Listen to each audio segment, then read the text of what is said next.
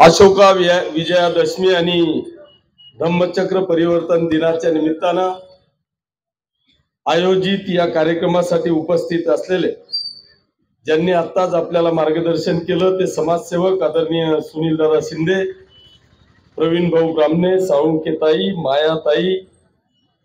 बबलू, नगराध्यक्ष संजय गोहिल, आमचे कृषी उत्पन्न बाजार समितीचे संचालक प्रकाश भाऊ तांबे, सभापती गणेश पाटील,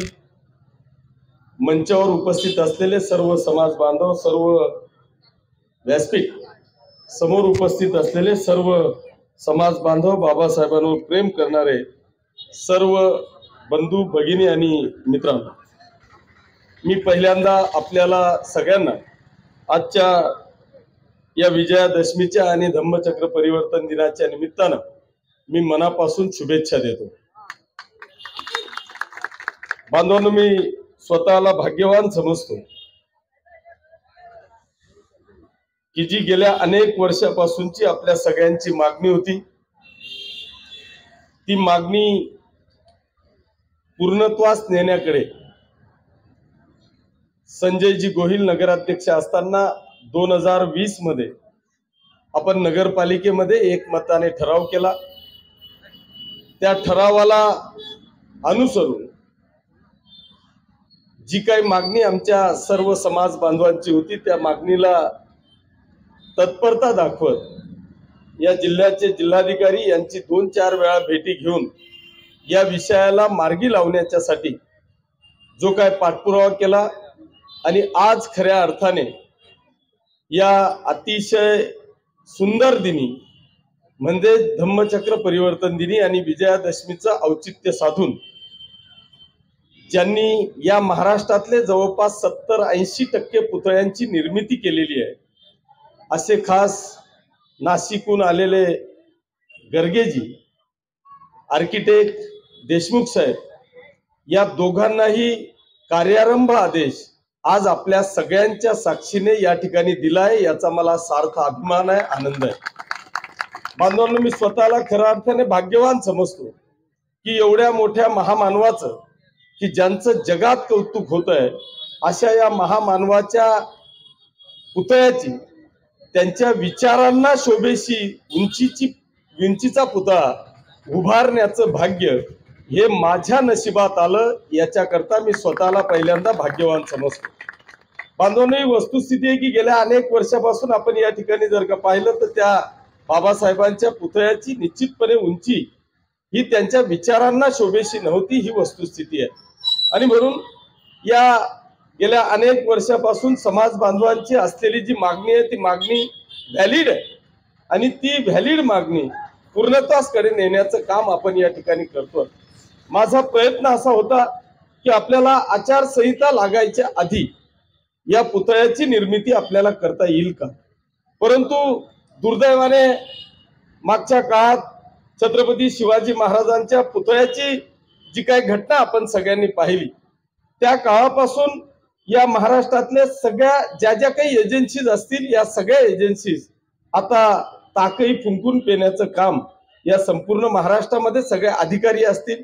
सगळे मूर्तिकार असतील, हे सगळेजण आता फुंकून ताक पेण्याचं काम या ठिकाणी करतायत। आणि वस्तुस्थिती आहे की आपण ज्या पुतळ्याची निर्मिती करतोय याचे नियम जर का आपण सगळे पाहिले, कारण ह्या पुतळ्याची आपल्याला नवीन काही परवानगी घेण्याची आवश्यकता नव्हती,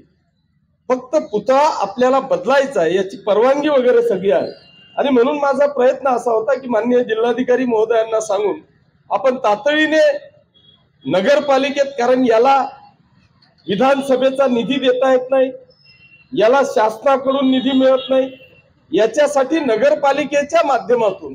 जो काही निधी आहे त्याला तातडीने उभा करून आपल्याला पुतळा उभा करता येईल का।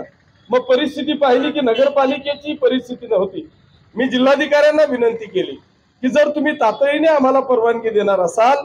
तर कदाचित माझ्या खिशातूनही पैसा टाकायची वेळ आली तरी चालेल, पण बाबासाहेबांचा पुतळा उभा राहिला पाहिजे।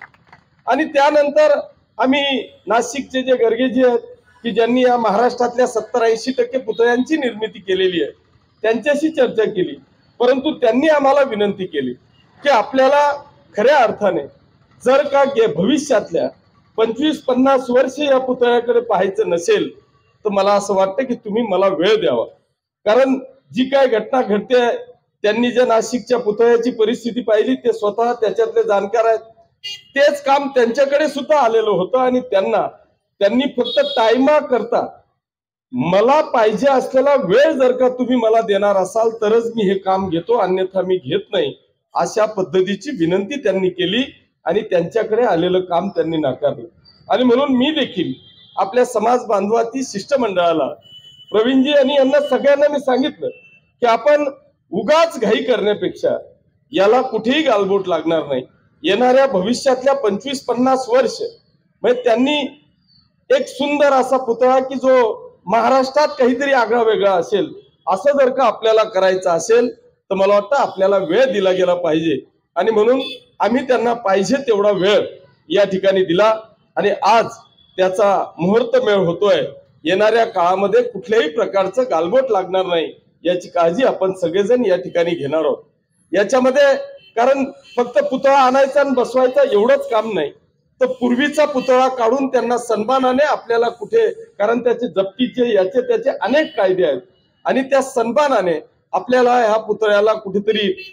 दुसरीकडे काहीतरी देता येईल का, त्या पुतळ्याची विटंबना होणार नाही याची काळजी आपल्याला सगळ्यांना घ्यावी लागणार आहे. हा पुतळा बसवताना नुसता आणून तिथे ठेवायचा नाही, तर हे खालचं सगळं स्ट्रक्चर सुद्धा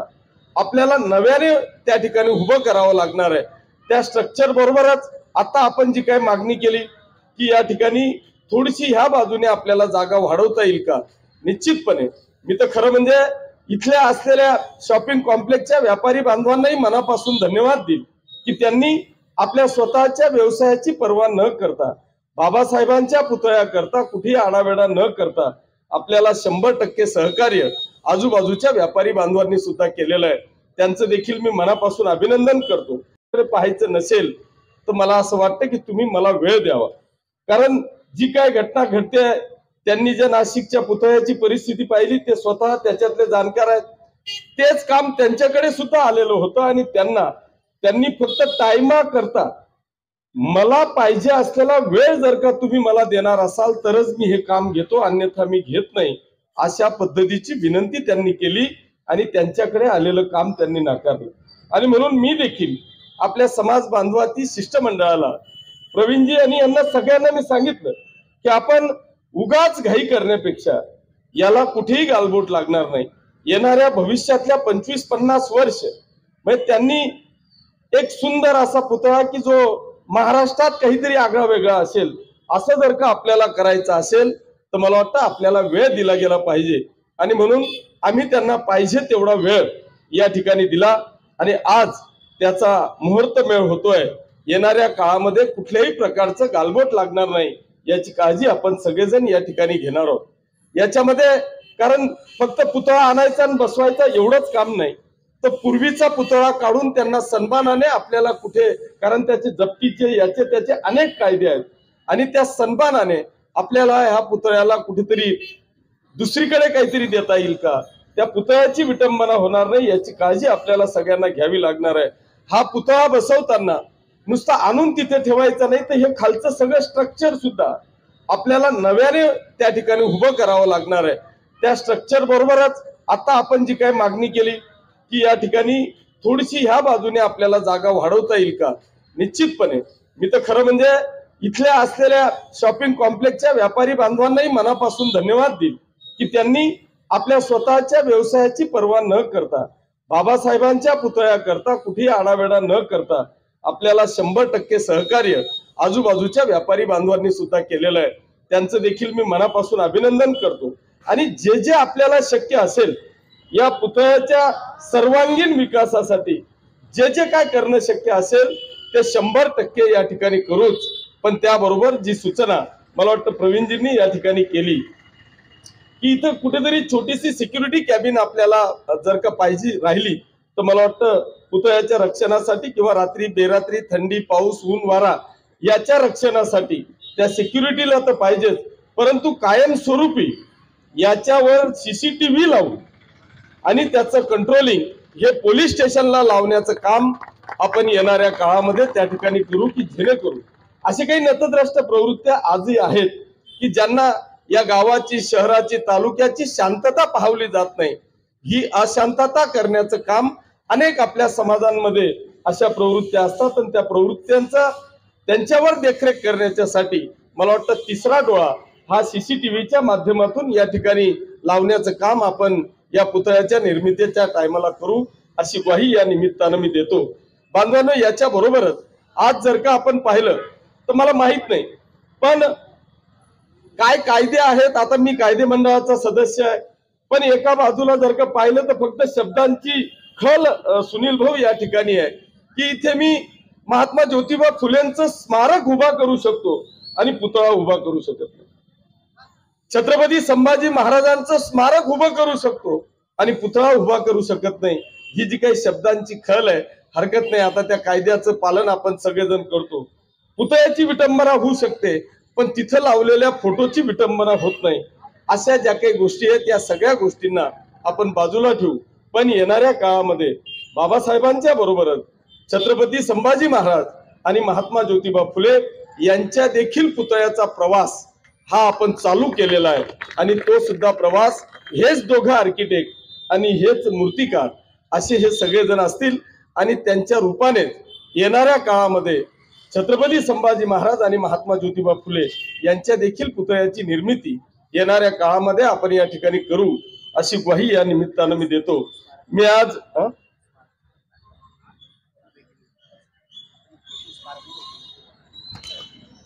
हरकत नाही, आता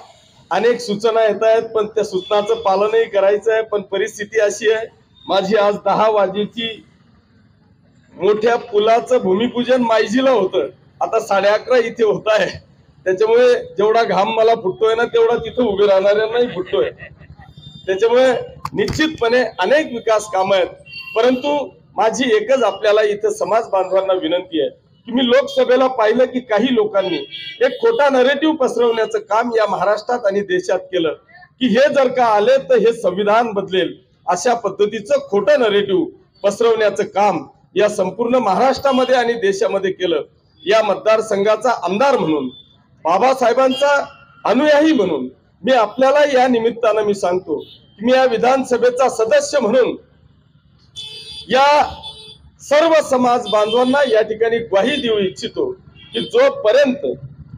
या राज्याचे मुख्यमंत्री एकनाथजी शिंदे साहेब हा किशोरप्पा या आमदार म्हणून आपल्याला ग्वाही देतो की या महाराष्ट्रामध्ये आणि या देशामध्ये कोणीही या संविधानाला नुसता हात लावण्याची जरी हिम्मत केली ना तर त्याच्या पाठीशी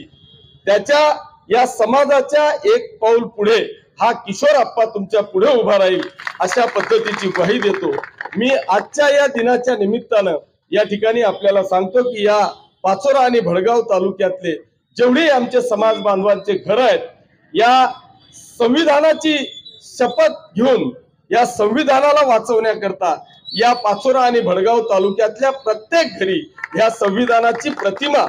आजपासून प्रत्येक घराघरापर्यंत पोहोचवण्याचं काम आमचे तमाम कार्यकर्ते या ठिकाणी करतील अशी ग्वाही या निमित्तानं मी देतो। पुन्हा एकदा आपल्याला सगळ्यांना मनपूर्वक शुभेच्छा देतो आणि थांबतो। जय हिंद, जय महाराष्ट्र, जय भीम।